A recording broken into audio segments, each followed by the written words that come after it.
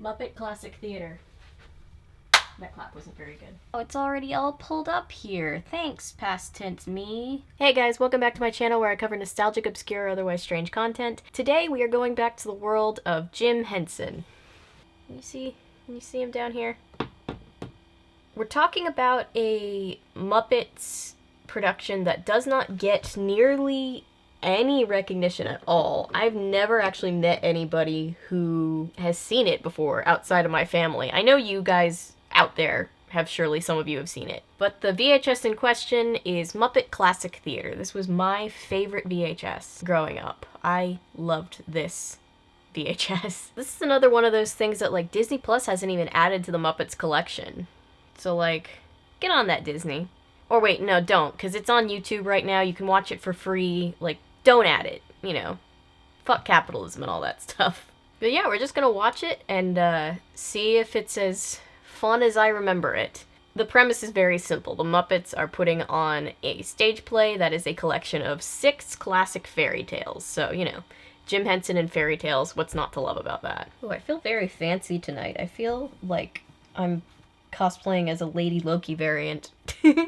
Oh, my collection of Loki Pops are up here. Can you I don't want to displace Jim Henson. Here, I'll put Jotun Loki here. Jotun Loki will sit right here, next to my tea, and watch Muppet Classic Theater with us. Ooh, the FBI warning. I hope nobody pirates this. Also, obviously, I'll link it. I always link stuff when it's free on YouTube. But I just want to say a special thank you to the person who converted this VHS so that it could be uploaded onto YouTube and preserved for the future of humanity. Because they uploaded it with all the, like, pre-roll commercials and everything, which is like this weird level of nostalgia. Like, it was so annoying back in the day, but like seeing these old commercials that I had to watch through over and over and over again to get to my movie just filled me with joy when I previewed this, so. The Muppet Christmas Carol. Hey, I made a video about this. It's Charles Dickens' classic tale. The superior version of A Christmas Carol. It's Jim Henson's The Muppet Movie. Moving right along. I have not done a video on this, the original Muppet movie. I've never even seen the Muppet movie. I feel like I have, because again, I watched this ad for it like a million times as a kid, but never actually saw the movie. One of them? No thanks. I'm on my way to New York City to try to break into public television. Oh, good luck, Big Bird. Now you can own The Muppet Movie on video cassette. Yeah, if you guys want to see a video on that in the future, let me know, because that sounds like a lot of fun. Miss Piggy's not the only star. Ooh, look at that Miss Piggy glamour shot. George Benson, Jimmy Buffett, Vince Gill, Don Henley, Ozzy Osbourne, Linda Ronstadt, and of course, Kermit the Frog.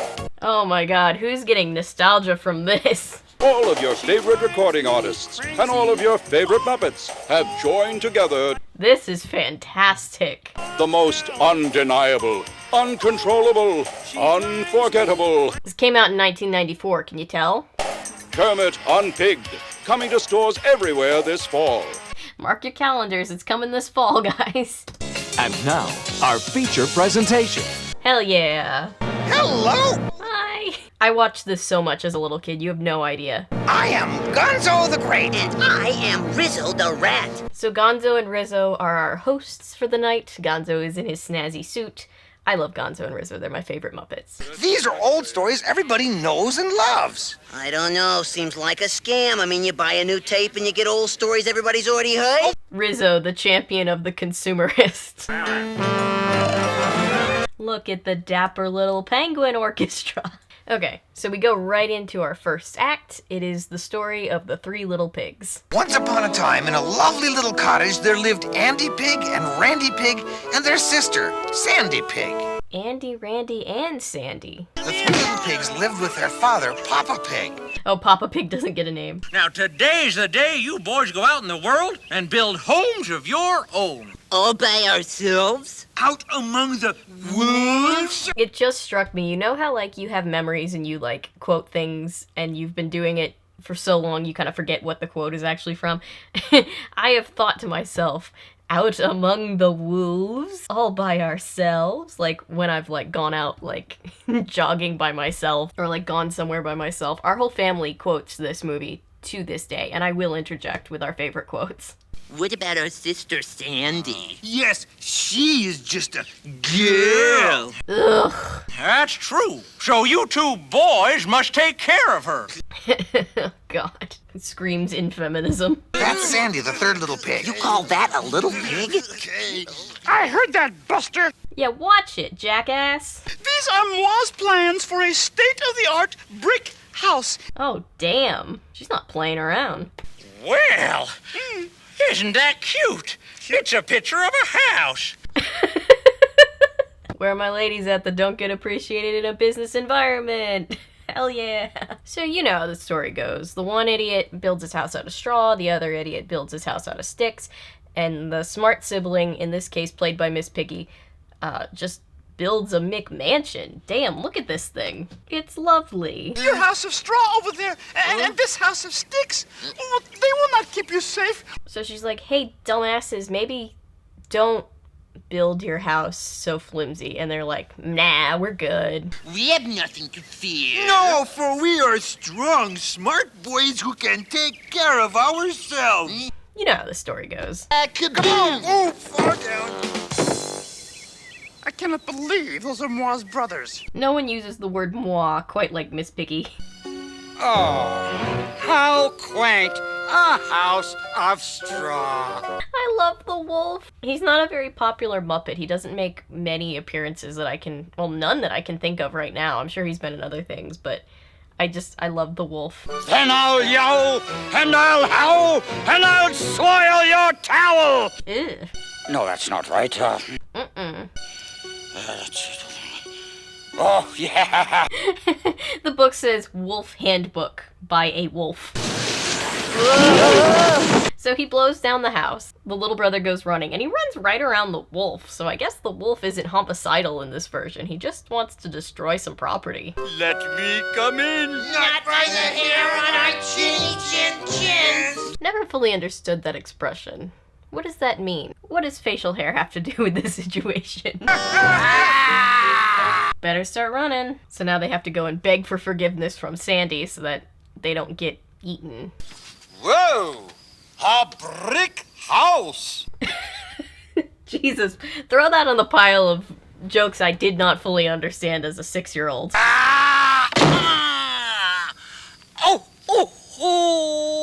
Oh, he hurt his snoot. Please save us from the wolf. Oh, from the wolf? I couldn't. I am just a girl. Yeah, sucks, doesn't it? Big, strong boys. You're just as strong and smart as we are. Stronger. Smarter. Mm-hmm. We are just numbskulls. Nitwits. Chuckleheads. This has the same energy as that scene from Hercules where they're like, we are worms. We are not worthy. Chuckleheads. Random thing. What do you think they use to make the sound effect of their skulls knocking together? It sounds like a couple of blocks of wood, but I'm always interested with Foley stuff. It's so fun. If you want me to listen when you talk, there's one little thing you better recollect. Oh yeah, so she breaks into the first of many musical numbers. Brothers, you better show me some respect. They're all bops, pretty much. This is one of my favorite ones. Show her some respect. Not just because I'm pretty. Show her some respect. Not just because I'm cute and witty. I love the Muppet dance choreography. Since when does Miss Piggy have that much hair? Look at that braid. I never really thought about it. I guess she does have long hair. Brothers, you better show me some respect. It's catchy. It adds a moral to an otherwise silly story. I mean, there was a moral in the original. I guess the moral was just build your house out of bricks, like work really hard and have good work ethic. Or maybe it was just brick propaganda. It was produced by Big Brick. Anyway, getting off topic, it is now the next morning, and the wolf is back. Little pigs, let me come in!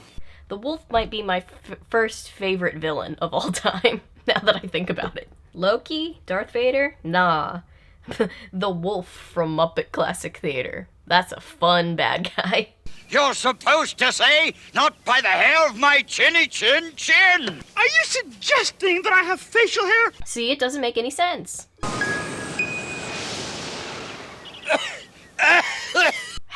think that was gonna work. I have to imagine that everybody builds their house out of just plain old sticks and stuff, and he just thinks he can blow over any structure, right? He thinks he's like superhuman, or super K9. He's not a human. He tries coming back disguised as the pizza delivery guy. It says extra cheese, onions, anchovies, mushrooms, bell peppers, and chocolate kisses. Oh, you had me until chocolate kisses. I mean, I'm not a fan of peppers either, but you can pick those off. Chocolate kisses? His next disguise is Santa Claus. Oh, Santa's coming!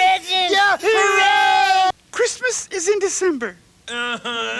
Uh-huh. And this is the middle of summer. Oh, shit. He's early! He's early! My mom and I especially still say that to this day. Like, if a package shows up early, or, you know, if it really is Christmas time and we're like talking about Santa Claus, we'll always say, he's early! A girl's gotta do everything around here. So again, Miss Piggy does not screw around. She just straight up sets up dynamite and takes care of that wolf problem real quick. I hate it when this happens. How often does this happen to you? Where's Santa going? Will he be coming back? Oof. Another thing that I didn't really understand as a 6-year-old, Wolf just died. He just straight up got blown up. The end. Alright, that's one story down. I feel like I'm doing another Beyond Belief episode, but we're not gonna guess which ones are real and fake. They're all fake. Sorry to ruin your childhood. Say, I wonder where Rizzo went. Hey, want some popcorn? I wonder how many times they had to do that take and how many times they had to reset the popcorn. Could you tell this one? I am the star. Hello. Oh, well, excuse me, Mr. Brando. Alright, the next act is the story of King Midas. I wish we had peace in the world. I wish we had more money. It's like the two kinds of people. Pretty much everybody, and then billionaires. Come on, Jeff, get him. So King Midas goes walking, he meets a satyr sleeping in his roses. Ma, you're all green. I'm not your mother. I'd be more concerned that my mother was a frog. Well, listen, Mr. Satyr, you seem to be sleeping on my royal roses. That is an offense that is punishable by death. Guard! Death? Wait a minute, you gotta be kidding. Yeah, the punishment doesn't really match the crime. Supposing you don't kill me, and I grant you a wish. But, you know, the satyr's like, hey, if you don't kill me, I'll grant you a wish. And before King Midas can wish for world peace, the queen wishes for money. King Midas wishes for money. Women, am I right? Can we speed this up? I left the bathwater running. Where do you live where you have a bath and no place to sleep and you have to sleep in the roses? How does this golden touch thing work? Ah! Look! Again, we all know how this story goes. Everything he touched turns to gold now. But he seems to be using it to redistribute the wealth pretty well. He's just, all his subjects are just like bringing him shit and he's just turning it into gold. That's cool. My pot, please. Probably drives inflation up, but you know what? Who cares? Don't you know we've got the Midas touch? We have our next musical number. It looks like the pigs that were playing Miss Piggy's brothers in the last part are still her backup dancers, which is adorable. Yeah, but our friends all around us Oh, come on. are more precious than gold. Listen, Buster. Basically, this whole song is just Kermit being like, hey, world peace? And Miss Piggy's just like, nah, man, gold. That's the whole song. Don't you love the polish and the luster of the Midas touch? No, wait. But, you know, it's more fun the way they do it. And don't you drop it, take these lousy millions and make bazillions with... Poor Kermit.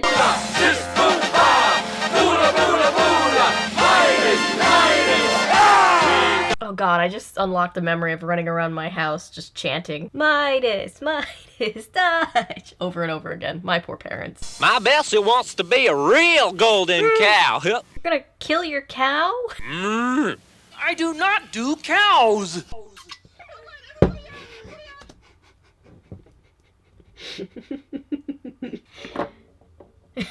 Sorry, Jotun Loki. He doesn't do cows, but he does pigs. I'm so sorry. There's a hell, I'm going right to it. I can't take this. And in this version, he accidentally turns himself to gold. He's like, oh shit, and then he's just like stuck in this petrified state, which, mood, really. And the queen just kind of weekend at Bernie's him for a while until she realizes that she needs to go back to the satyr for help. Do you think you can turn the king back to normal? No, but this should keep him from tarnishing. Everybody's a comedian. Get the fuck out of here. I'll give you $3.50 for the whole frog. Ooh, those high kicks. I was about to bathe. What is this trend lately of puppets being put in the bath? I don't know, it's weird, man. I do not want any gold. Like you mean it. All right, I do not want any gold. Oh, he's back! He's alive! I wonder if he was, like, conscious that whole time. That must have been horrifying. Poor Kermit. I'm gonna give you one wish for free. Oh, with this wish, I wish for peace and all the... I'll slice-o-matic! Slice-o-matic? Slice-o-matic? Poor Kermit, he's never gonna get peace. Yeah, one of those fancy food thingies that slices, dices. It's kind of ironic, the idea of, like, the bourgeoisie wanting, like, a big slicer blade, considering what happened to the bourgeoisie the last time they dealt with a big slicey blade. You know, you get it. The end. Psst, Rizzo! Well, hello, goat man. Well, hello, goat man. See, I relate to Rizzo because he's so small and sarcastic. And now the story of the boy who cried wolf. Oh no, I'm in that one too! Oh shit, you better hurry, dude. You seem to be changing in and out of costumes at the last possible second. Once upon a time, there was a young shepherd who, in addition to missing his cue... Rizzo! Just getting heckled by your own announcer. What was that? It felt like... An earthquake! An earthquake! I like the sheep. It reminds me of my dog. Oh, this is a story of the boy who cried wolf, by the way. We all know this story. He's like, disaster. And then it doesn't happen. And then after enough times, no one believes him. Earthquake! Earthquake! Aww. I'm pretty sure, aren't those some of the same bunnies that they used in Tale of the Bunny Picnic? If you guys remember that episode. So cute. I love the Muppet Bunnies. A second, I didn't feel any earthquake. Did any of you? So the mayor's like, whoa, there was no earthquake. Which, that's the whole point of the story. He's just overreacting. But also, seems kind of sketchy to just always listen to a politician. Never think for yourself. Well, that felt like water. The sheep spit? I have to see that again. Someone had to rig up that sheep Muppet to spit like that. That's amazing. Tidal wave! A tidal wave! What? A tidal wave! They just are in Kansas. Mr. Mayor, what are you gonna do about all these tidal waves, huh? To be fair, I don't think there could be anything done if there was a tidal wave. I think that's just, act of God. Or do Muppets have God? These are the kind of questions I don't need to be asking myself at midnight. Got room for one more? No. It's the wolf, he's back! Say, wait a minute, you're a wolf. What are you doing here? Huh? You're kidding. Oh shit, he's gonna eat those sheep. You're here to eat my sheep? Wolf! Wolf! So, nobody believes him at this point because he's already said there was an earthquake and a tidal wave in the same day. So now he's screwed. What? I'm gonna give you 24 hours to get some help. Why are you giving me 24 hours? I thought the story could use an increase in dramatic tension about now. That wolf is better at writing television than most TV writers. Who do you think you're fooling? Yeah, right, sure. I guess the sky is falling. Hey, we've heard it all before. Another bop. It's great. You pulled the wool right over our eyes too many times with all your lies. Was that pig always British? The attack of the trees, and then the quicksand. Yeah, in the words of John Mulaney, quicksand's never as big of a deal as you think it's gonna be when you're a kid. So he does a painting of the wolf dressed as Napoleon, and I guess that's supposed to be proof. It doesn't work, because, Although they should believe the picture, but they don't. Well, I tried everything, but I guess the mayor was right when he said that my overreacting would get me into trouble. So he goes back to his sheep friends and he's like, well, no one believes me because I'm super extra. Guess we'll all die. This is probably a very good place to end the story. Yeah, especially before we get into any gratuitous violence. Yeah. Oh, the poor sheep. In 1 hour, the wolf would return just in time for lunch. Oh, he's a fancy wolf. Say, I've got an idea. What? You guys remember my cousin Norman? But then the sheep have a plan involving a cousin Norman. Big sheep. What? What made you think I'm gonna fall for that silly tactic? Oh god, that is a big sheep. It's like their plan in Tale of the Bunny Picnic, except this time, it's not a fake bunny. It's a sheep, and it's hella huge. Big sheep! He is a unit. Look at him. The mayor gave the shepherd a medal For not crying wolf except when an actual wolf was present. I think that's the definition of a participation trophy. You know, good for him. Now, before we go to our next story, we will take a brief intermission. Intermission? Oh, it's intermission time now. Wait, did you know about an intermission? This is terrible. We didn't know about. We didn't plan an intermission. Someone needs to stop giving Gonzo so much espresso. And then we have an actual 30-second countdown for their intermission. I don't know, maybe I'll just let this play in, you know, the final cut so we can all enjoy this together. Go get a drink or something. You back? You doing good? How we doing? You ready for the second half? Good. Sometimes I address you guys like I address the camera, and I feel like it's Blue's Clues because, like, I ask you guys a question and you're not here to answer the question. Let me know how you're doing down in the comments. Our next story is all about a weird little man who can spin straw into gold. Don't tell me you played a weird little man. Yes, I do. Typecasting. Ah, ouch, Rizzo. Gonna give him a complex, poor guy. Alright, so King Kermit with, is it just me or is it strange? It's strange seeing Kermit's feet. Creeps me out, I don't know why. At your service, oh sad and lonely king. Can you get rid of this echo? It's depressing. Yeah, it is depressing. I feel like you should have worked that out in, you know, blocking or something, Kermit, but anyway. Find me a fair young maiden to be my queen. May I suggest a dating app or a book club? I guess people meet at book clubs. Or, you know, you're the king, you just have your royal assistant person find someone for you and bribe them with a castle. That works too. Someone who is special. And if you succeed, I shall reward you with your very own castle. I like, he says he wants to meet someone special, and so this guy takes it as, What's so special about your daughter? they need to have some kind of special skill. Can you imagine if you said to one of your, you know, friends or whatever, man, I just want to meet somebody special, you know, and your friend just came back with somebody that they knew the next day and was like, well, this person is a master ventriloquist. No further questions. She could swim through a boat filled with alligators. Very impressive. Can't we all? I never ever noticed that they run away from the alligator. My daughter can gurgle to the tune of Beethoven's Fifth. How charming. Next! No, I was a master gurgler in high school. She can spin straw into gold. I can what? Yeah, this is a part of the original story that I feel like we don't talk about enough. The dad was just like, oh yeah, my kid, she can she spin straw into gold. Have fun figuring that one out, sweetie. And then just left her to figure that out on her own. Have I got a girl for you? So she meets King Kermit, falls in love with him, creepy feet and all. Come along, my dear. Well, that was my cue. I'm in this next scene. You're not even changed yet, Gonzo. Break a leg. Thanks. And so... Poor Gonzo. Again, we know this part of the story. They lock her in a room, they're like, spin straw into gold, or else. Or you'll spend your not so happily ever after in the dungeon. In the original, they're like, we'll kill you, but, you know, it's Muppets, so she just will be imprisoned forever. And then Gonzo, who is Rumpelstiltskin, you know, comes and is like, hey, for a fee, I'll spin the straw into gold for you. You sure you know what you're doing? Of course I do. We never know why he can spin straw into gold. That's all. I've always been left with more questions than answers when it comes to Rumpelstiltskin.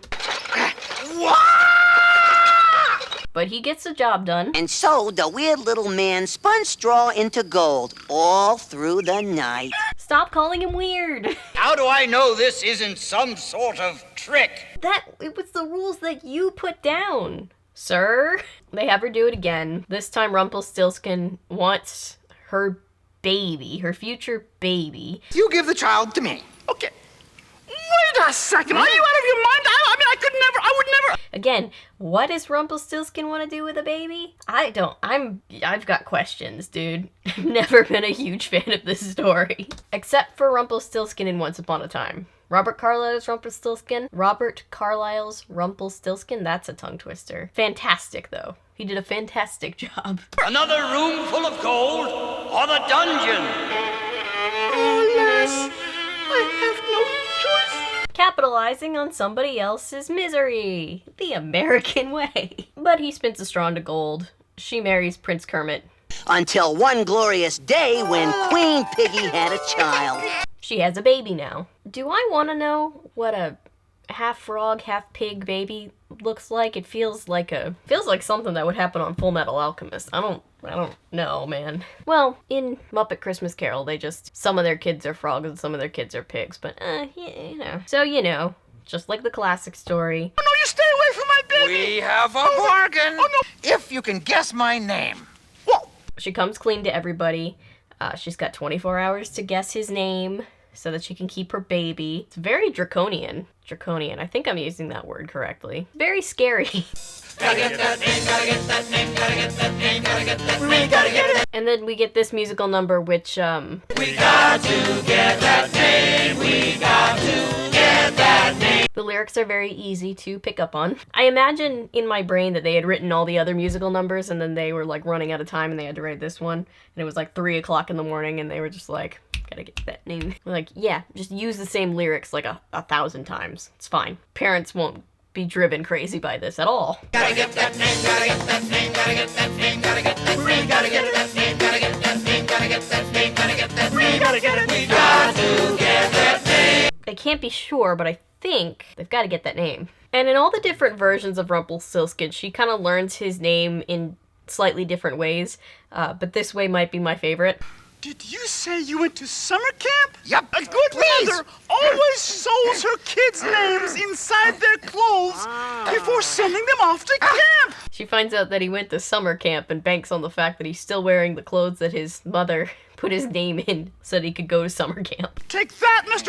Ralph Lauren! Aha! Aha! Wait. Rumpelstiltskin? That is not fair! Okay, there we go. And so Piggy guessed the weird little man's name. And stop calling him weird. He is perfectly fine. That was mortifying! Did he not know what was gonna happen? Did they not do rehearsal?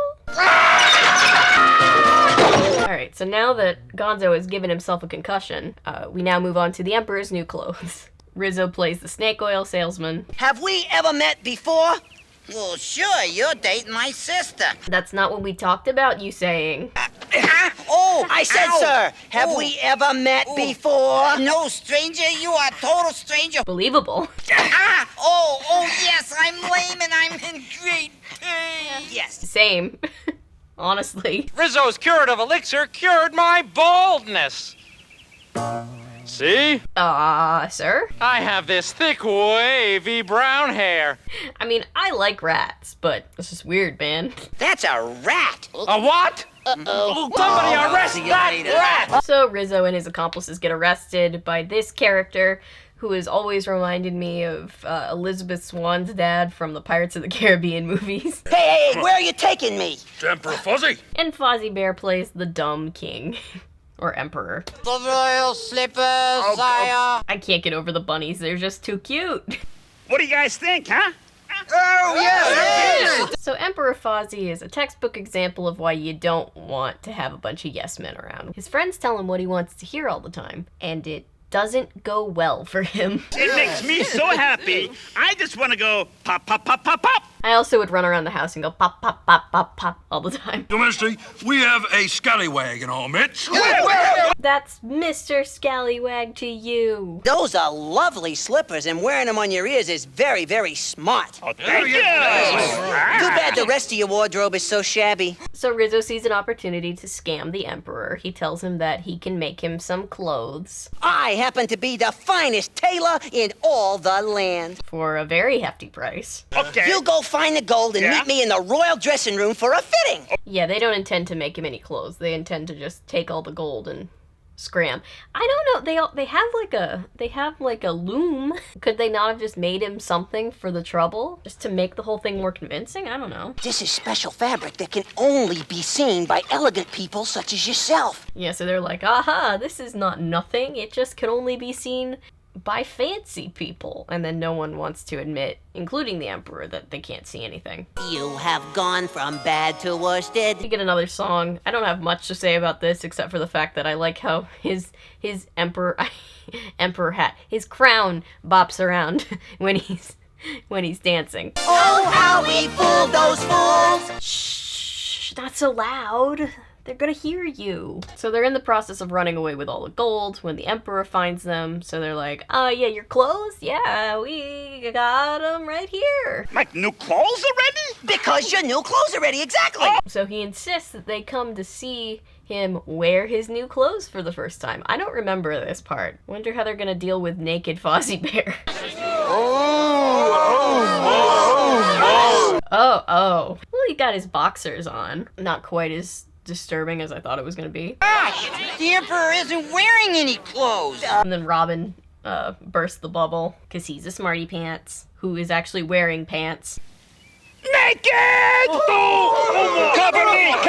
Cover the king! So he's like, oh shit, I'm naked, 2319, and they all like cover him. If the Emperor is naked, then that must mean that is the new style. Oh, please don't. No, please don't. Everyone, doff your duds! Don't do that. I mean, live your life, but naked Muppets is not something I signed up for today. So the rats get arrested. Everybody else is happy, even though the Emperor's probably embarrassed and never gonna live this one down. But anyway. You should learn to think for yourself. Oh, cover me. yourselves?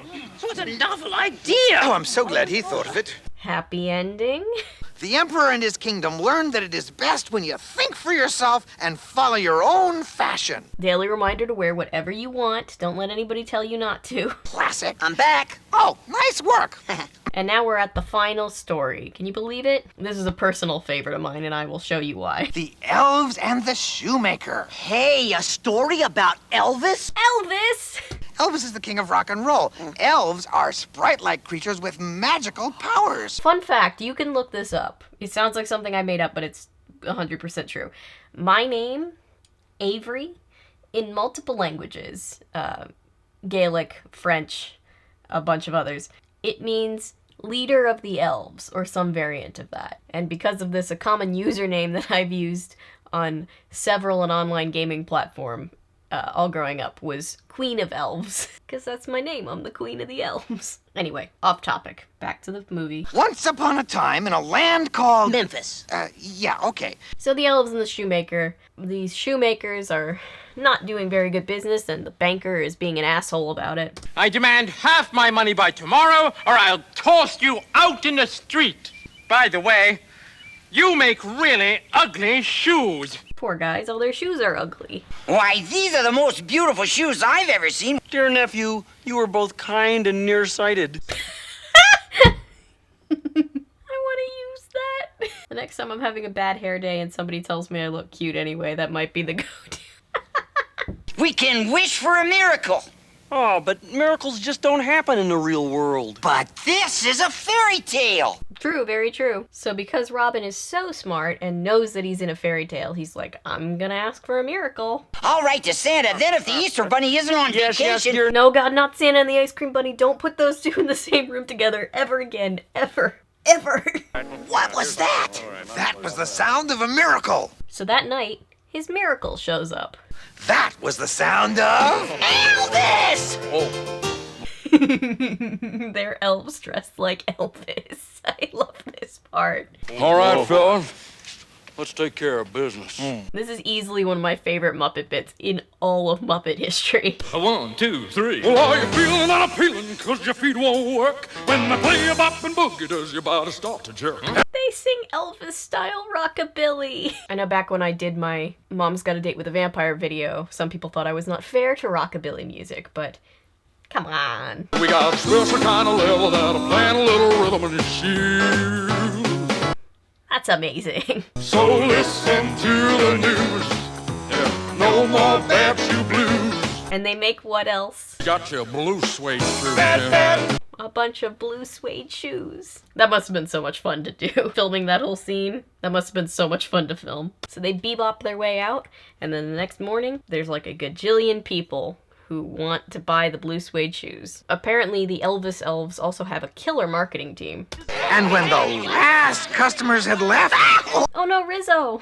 It's a miracle! It's a wonder! It's... the banker. That's so typical, isn't it? I'll be back tomorrow for the other half of my money. So they wish for another miracle because all that money was only half of their bills. We've all been there. And they try to stay up this time to see them. They fall asleep. Oh, what a wondrous sight they saw! Oh, never mind. They're awake again. Well, we'd like to dedicate these shoes to a couple of swell frogs. Imagine 3 little elves dressed as Elvis walk into your place of business. I don't know what you think in that situation, but I guess you're just thankful and you stay out of their way. As the shoemaker and his nephew watched in amazement, the elves snipped and scissored And sang all through the night. I like that canonically Rizzo the Rat is a huge Elvis fan. It's a random thing to be canon, but, you know, I'm here for it. So they sell a bunch more shoes, they pay the rest of their debt, and by this time, the shoemaker knows how to make the shoes for himself. We are rich!